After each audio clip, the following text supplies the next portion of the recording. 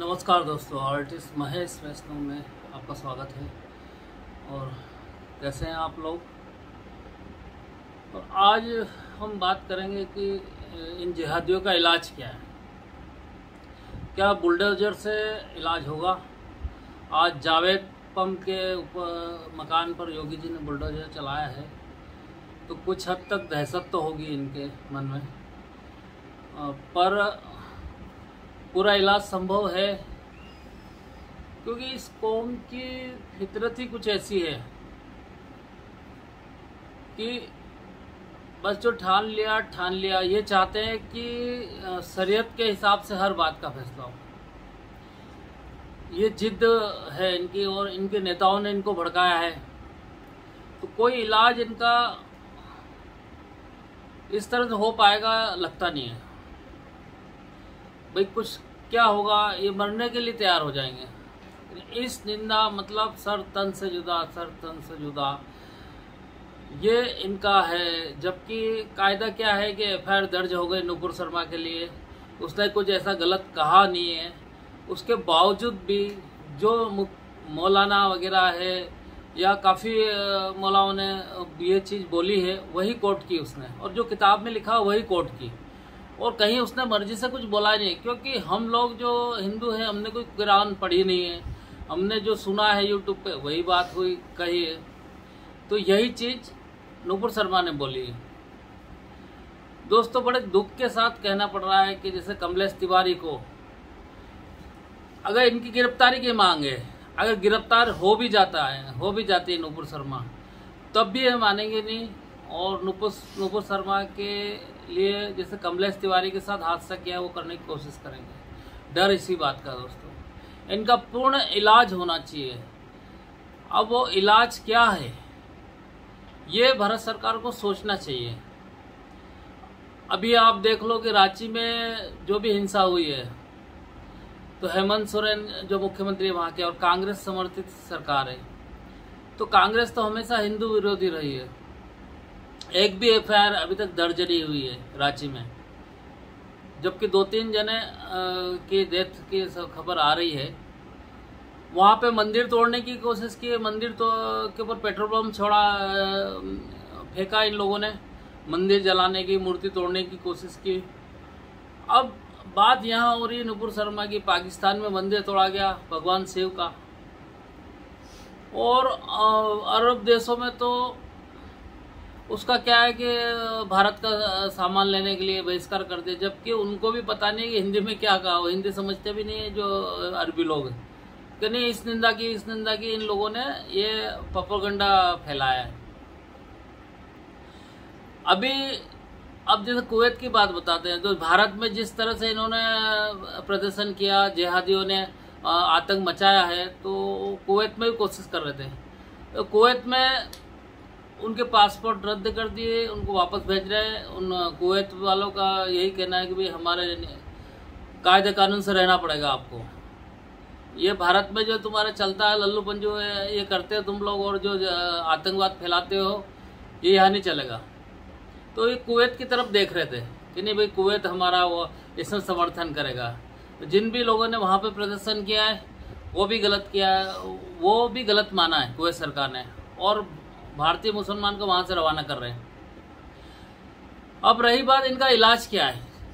देखो, सबसे बड़ा इलाज हिंदुओं के हाथ में है। आज 120 करोड़ हिंदू हैं, और वो क्या है, आपस में बटे हुए।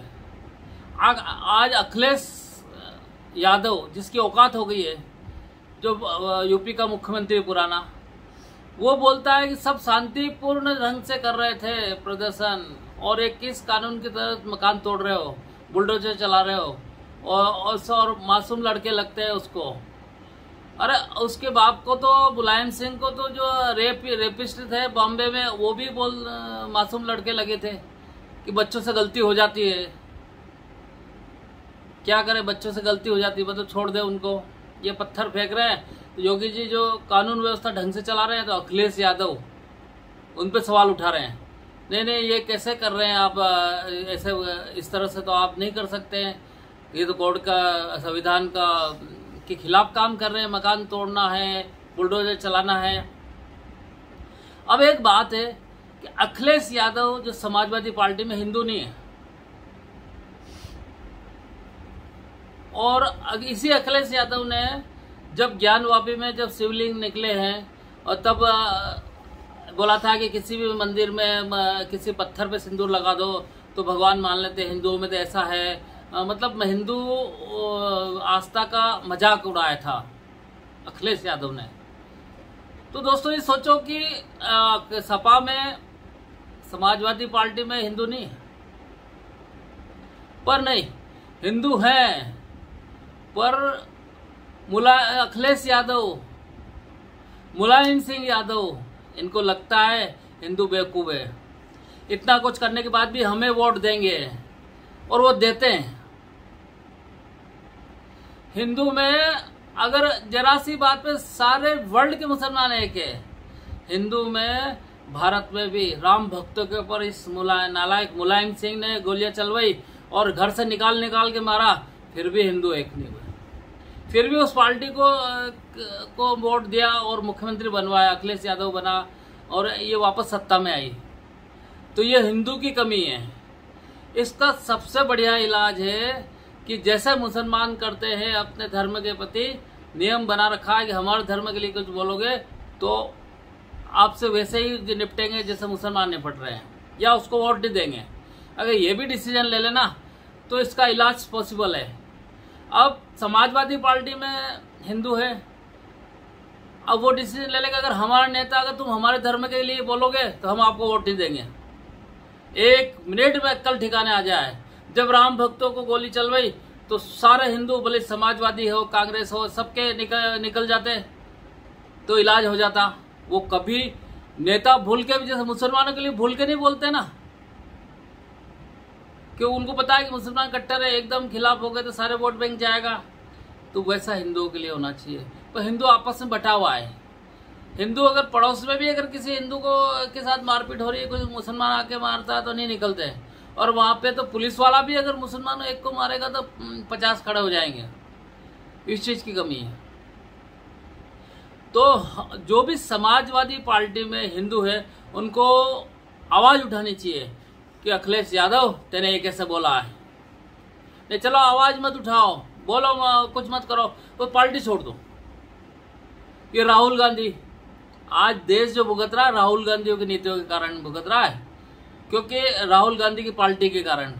जवाहरलाल नेहरू ये मुस्लिम पर्सनल लॉ बोर्ड है, ये नहीं बनाता, या सबके लिए समान कानून होता, जनसंख्या नियंत्रण कानून बनाता, ये जितने भी पुराने मंदिर तोड़ के मस्जिद बना है, ये सब के तुमको भाई जवाहरलाल नेहरू क्लियर कर देते, तुमको पाकिस्तान दे रहे हैं, तुमको रहना है तो जहाँ सारे हम मस्जिद टूटेगी, जिस मंदिर तोड़ के बनाए, उसमें क्या दिक्कत थी भाई। ये बड़े चॉइस रहे हैं, चॉइस रहे इसका मतलब कि हिंदुस्तान का कानून नहीं मानेंगे क्या? हिंदुस्तान का कानून तो मानना है इनको। तो इन्होंने हमेशा फुट डॉलर और राज करने वाली नीति अपनाई। उनको पता है कि देखो हिंदू तो बेवकूफ है, हिंदू को एक जातियों में बटा हुआ है, एक साथ कभी खड़ा नहीं हो सकता है।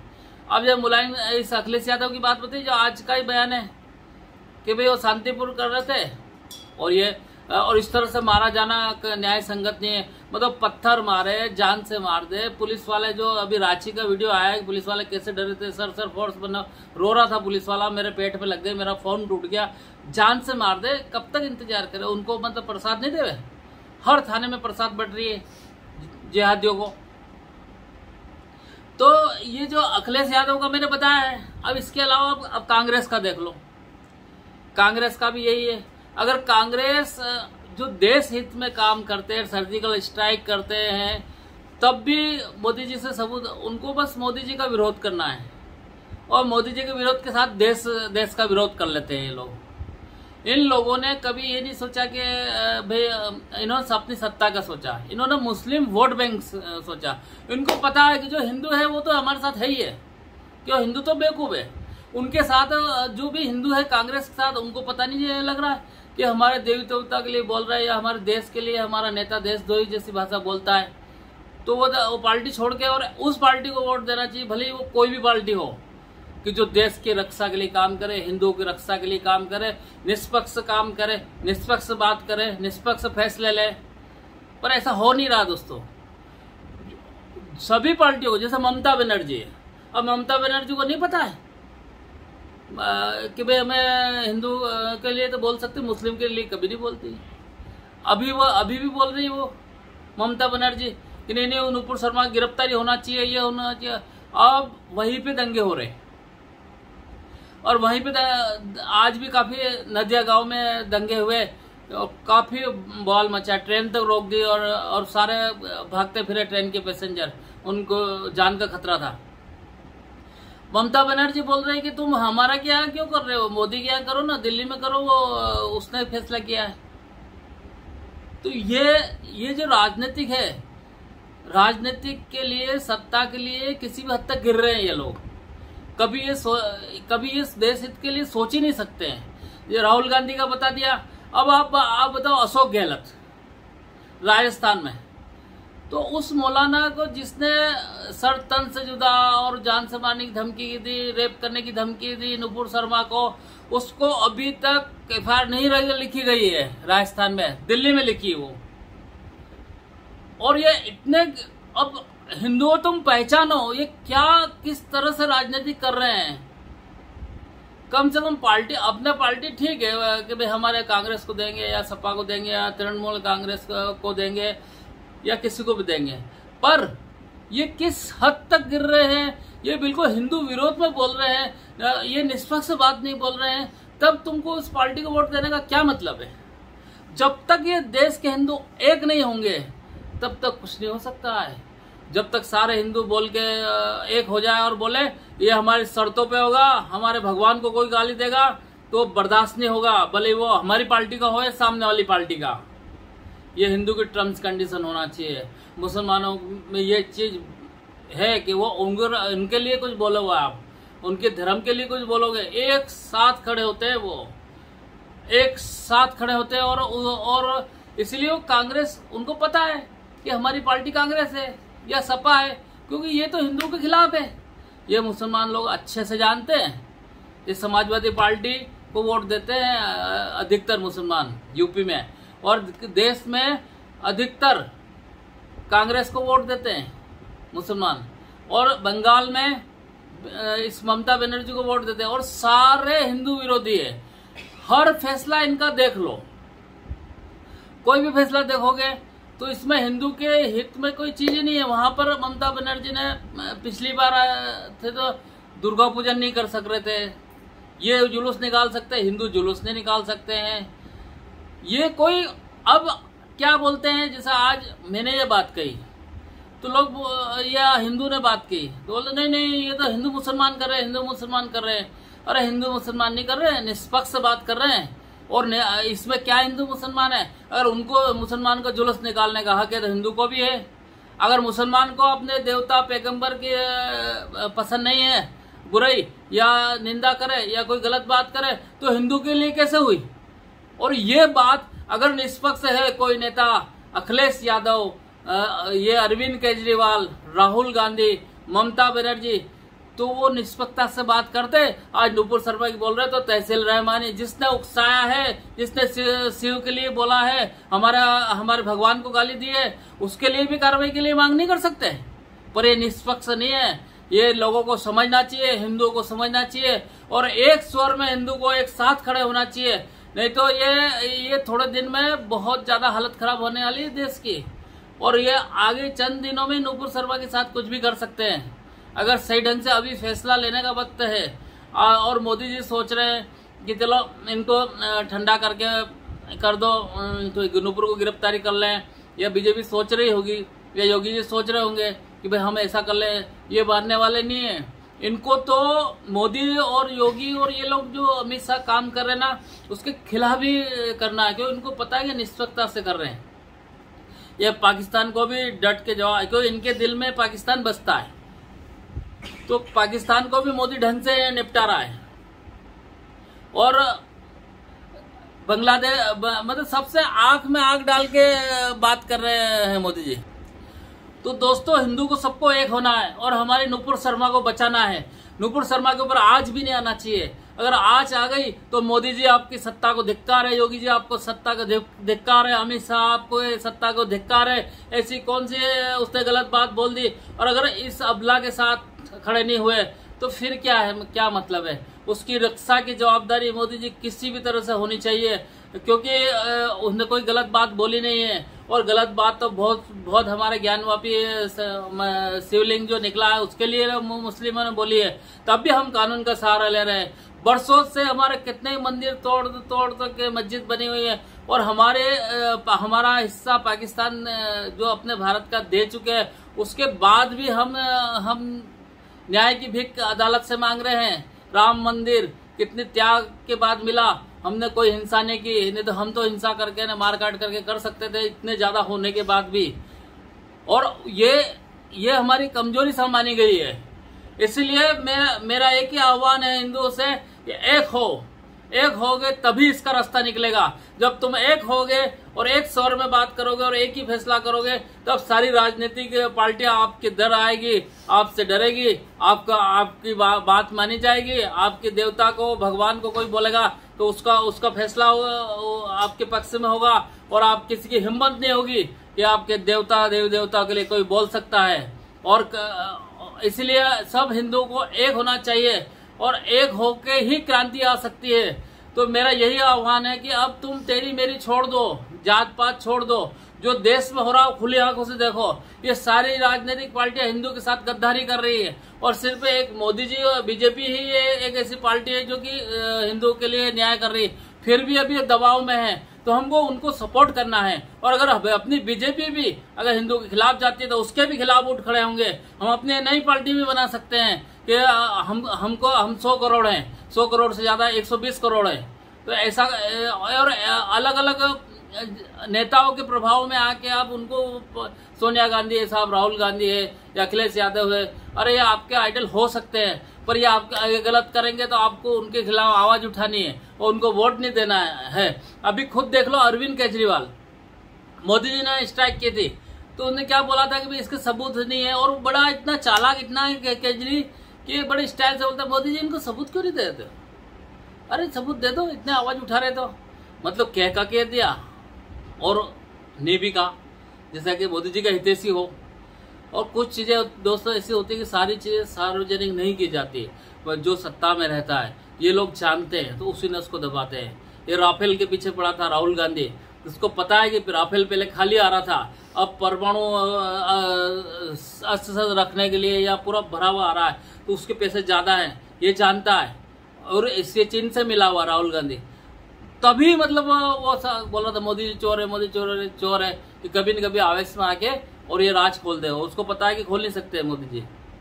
तो ये बहुत गिरे हुए और नीचे दर्जे के लोग हैं जो राजनीति कर रहे हैं, धर्म की राजनीति कर रहे हैं, हिंदू मुसलमान कर रहे हैं। हिंदू मुसलमान तो ये कर रहे हैं, सारे एक हो जाए, निष्पक्ष जो कि अगर सत्ता में है और अच्छा काम करे तो उसका भी वो करना चाहिए, प्रोत्साहन करना चाहिए, उसकी भी बढ़ाई करना चाहिए। नहीं यार बहुत अच्छा काम किया, नहीं उनको तो अच्छा काम भी करो तो गलती है।